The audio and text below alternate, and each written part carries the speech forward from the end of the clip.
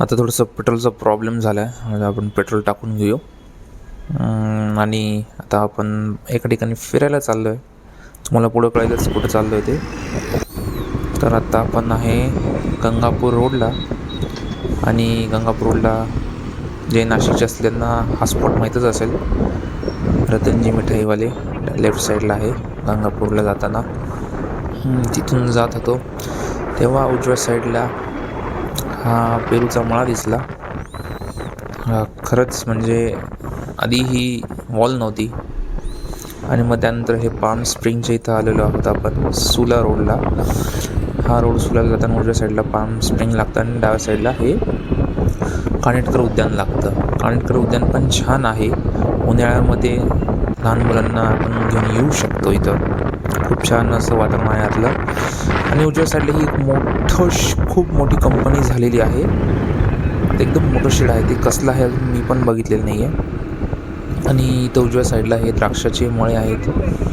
आणि परत हे डाव्या साईडला एक रेस्टॉरंट आहे, एकदम छान आहे. इथलं ॲम्बियन्स खरंच चांगलं आहे. त्याचं नाव मी आता खरं विसरलो, मला आठवत नाही आहे.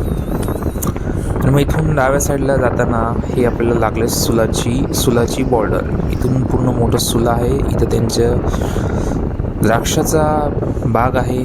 तिथं फोटोशूट वगैरे भरपूर होतं. जेव्हा तुम्ही सुलाला याल त्यावेळेस तुम्हाला तिथं दिसेलच, खूप जण फोटोशूट करत आहेत. आणि मस्त असं ॲम्बियन्स आहे सुलाला. तुम्ही सॅटर्डे संडेला येऊ शकता. फुल एकदम क्राऊडी असतं. आणि मग सुलाच्या पुढं निघाल्यावर डाव्या साईडला एक छोटं गाव आहे. हे गावात गावकऱ्यांची घरं आहेत. आणि मग या गावाच्या पुढं एक छोटंसं गाव आहे. त्याच्या पुढं मग जाताना उजव्या साईडला आपल्याला बॅकवॉटरला जायचं आहे. गंगापूर डॅमच्या बॅकवॉटरला आपण चाललो आहोत आता. आणि तुम्ही इथं बघू शकता ही छोटी घरं आहेत, छोटे शेतकरी आहेत, त्यांची वासरं. आणि मास बॅक वॉटरला जाताना आपल्याला सनसेट बघायला भेटला, तो तुम्हाला मी दाखवतो. मग इथून परत उजव्या साईडला पण आता पाणी हळूहळू दिसायला चालू झालेलं आहे बॅकवॉटरचं. आणि हा थोडंसं असं आतमध्ये उजवीकडे वळल्यावर 1-10 किलोमीटरमध्ये आपण बॅकवॉटरला पोचतो. हा रस्ता थोडासा खराब आहे, अगदी डांबरी नाही आहे, पण काय ठीक आहे, जाऊ शकते. 4 व्हीलर वगैरे सगळं येऊ शकतात इथं. 2 व्हीलर तर आरामात येतात.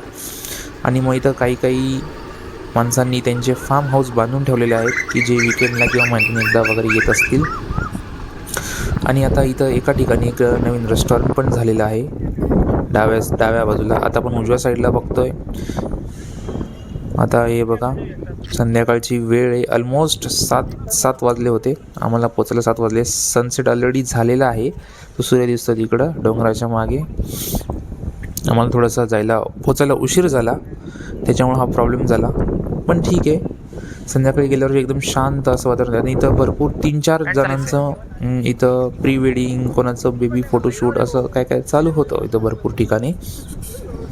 तर त्याच्यामुळं भरपूर कॅमेरामन आणि त्यांचे रिलेटिव्ज, ज्यांचा फोटोशूट झाला आहे त्यांचे रिलेटिव्ज असं सगळं आलेले आहेत. इथं ही बोट दिसते तुम्ही, तर काही जणांनी बोट पण रेंट आऊट केली होती फोटोशूटसाठी. आणि जर तुम्हाला चक्कर मारायची असेल तर तुम्ही ती पण रेंट आऊट करू शकता इथं. असं भरपूर चांगलं वातावरण आहे इथं. आणि इथं संध्याकाळचं एकदम बसलं ना की एकदम शांत असं वाटतं, एकदम छान वाटतं. गार वारा आणि मस्त विचार येतात डोक्यात. डोकं शांत होतं इथं आल्यावर. फक्त एवढंच आहे की नंतर तुमचं डोकं लागतं हवेनं, तर डोक्याला काहीतरी बांधून या. एक सजेशन, सध्या तरी हवा सुटलेली आहे, त्याच्यामुळे डोक्याला काहीतरी बांधून या.